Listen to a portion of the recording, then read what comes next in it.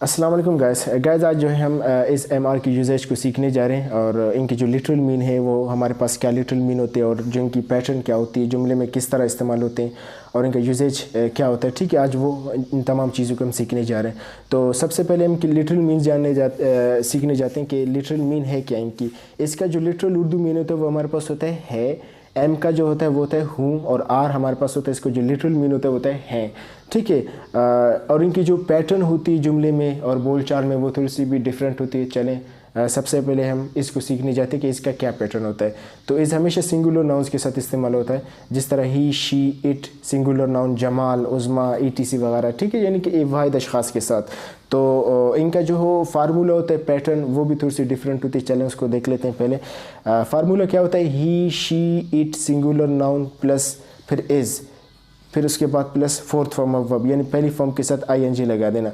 गो है तो गोइंग कर दिया, वॉक है तो वॉकिंग कर दिया, प्ले है तो प्लेइंग कर दिया, कुक है तो कुकिंग कर दिया। ठीक है, इस तरह उसके या कि कोई एडजेक्टिव इस्तेमाल होता है या कोई एडवर्ब इस्तेमाल होता है। ठीक है, फिर प्लस प्रीपोजिशन, फिर प्लस ऑब्जेक्ट। ठीक है, वैसे जो जुमले का कंप्लीट फॉर्म होता है वो सिर्फ वर्ब तक होता है। अगर आप थोड़ा सा ऐड करना चाहें इसमें तो फिर ऑब्जेक्ट तक इसकी जो पैटर्न होता है वो यही होता है। ठीक है, अगर आप इसको अच्छी तरह समझना चाहते हैं चलिए एग्जांपल्स की तरफ। एग्जांपल में हमारे पास क्या है, he is very tall, he is very tall, वो बहुत लंबा है। ठीक है, तो यहाँ पे ही हमारे पास सिंगुलर नाउन है, इसीलिए हमने इसको इस्तेमाल किया इसके साथ। ठीक है, उसके बाद हमारे पास एक यानी कि एडवर्ब इस्तेमाल हुआ है, फिर उसके बाद साथ में एक एडजेक्टिव है जो ही को ही रेफ़र कर रहा है। ठीक है, तो यानी इसके साथ कोई ऑब्जेक्ट वगैरह कुछ भी नहीं है, वर्ब भी नहीं है इसके साथ। तो वेरी, जस्ट, एज इसके साथ इस्तेमाल होकर जुमले को कंप्लीट कर रहे हैं यहाँ पे। ठीक है, उसके बाद जो हमारे पास होते हैं second, she is cooking food, she is cooking food, वो खाना पका रही है। तो यहाँ पे शी के बाद इस्तेमाल हुआ है, फिर वर्ब के साथ ING इस्तेमाल हुआ है। ठीक है, फिर कोई ऑब्जेक्ट इस्तेमाल हो चुका है। ठीक है, फूड। और उसके बाद जो तीसरी एग्जांपल आपके पास है वो है इट इज़ अ पेन, ये एक पेन है। तो यहाँ पे इट के बाद डायरेक्टली इज़ इस्तेमाल हुआ है, क्योंकि इट हमारे पास एक सिंगुलर नाउन है, इसलिए हमारे पास इज़ इस्तेमाल हुआ है। ठीक है, इसी तरह जो चौथी एग्जांपल है वो है कबीर इज़ रनिंग, कबीर दौड़ रहा है।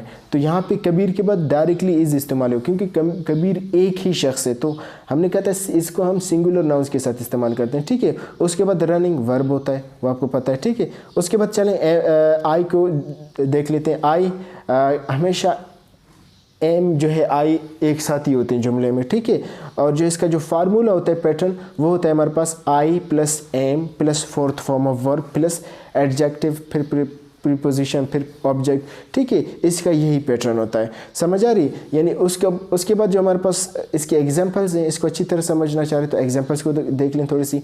एग्जांपल्स में हमारे पास सबसे पहले एग्जांपल है आई एम अ ड्राइवर, मैं एक ड्राइवर हूँ। तो आई के बाद डायरेक्टली एम इस्तेमाल हुआ है। ठीक है, समझ आ रही है आपको? तो यानी कि एम हमेशा आई के साथ ही मिलकर जुमले बना रहा होता है। जो दूसरी एग्जांपल इसका है वो हमारे पास है I am departing for Karachi, मैं कराची के लिए रवाना हो रहा हूँ। तो यहाँ पे आई फिर एम फिर वर्ब के साथ ING लग चुका है। ठीक है, तो इसी तरह तीसरी एग्जांपल आपके पास क्या है, वो हमारे पास है आई एम वेरी हैंडसम, मैं बहुत खूबसूरत हूँ।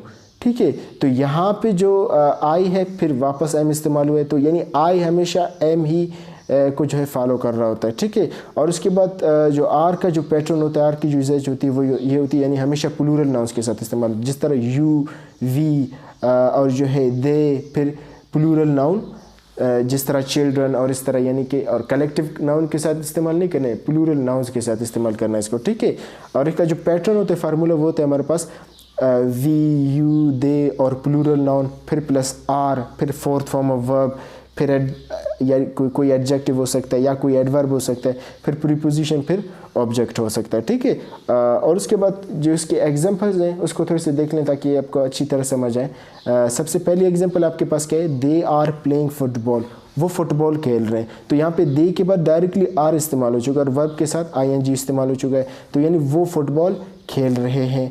It's okay. और इसी तरह दूसरी एग्जांपल आपके पास है, वो हमारे पास है वी आर एट होम, हम घर पर हैं। तो यहाँ पे वी के बाद डायरेक्टली आर इस्तेमाल हो चुका है। ठीक है, और उसके बाद जो तीसरी एग्जांपल आपके पास है वो है यू आर लर्निंग इंग्लिश, आप इंग्लिश सीख रहे हो। तो यू के बाद डायरेक्टली आर इस्तेमाल हुआ है। ठीक है। और इसी तरह जो चौथी एग्जांपल है वो चिल्ड्रन आर वीपिंग, बच्चे रो रहे हैं। तो चिल्ड्रन के बाद डायरेक्टली आर हुआ है, क्योंकि चिल्ड्रन हमारे पास एक प्लूरल नाउन है, इसलिए इसके साथ आर इस्तेमाल हो चुका है, ठीक है।